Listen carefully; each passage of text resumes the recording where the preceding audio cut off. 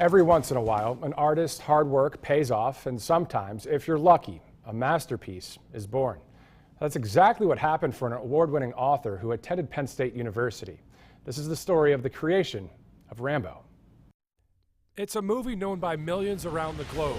The man, the machine, the tough guy, played by award-winning American actor Sylvester Stallone. Rambo.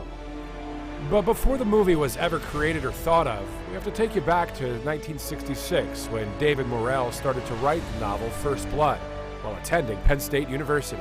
Penn State was one of those, was just a major change in my life. I spent 4 years there, and it's extremely rewarding. Morrell, now 77 and with nearly 5 decades as an award-winning published author, lives in New Mexico.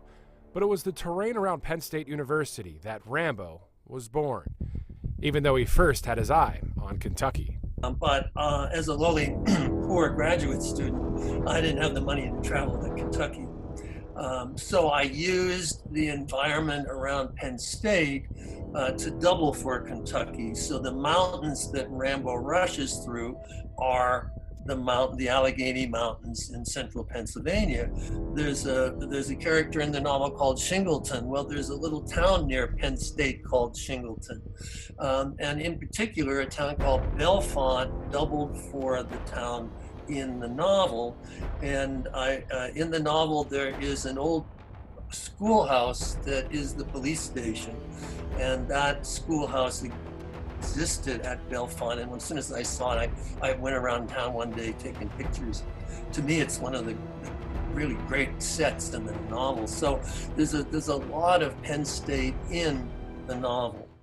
The New York Times best-selling author says he had a very tough childhood and at times would sleep under his bed when he was orphaned as a kid.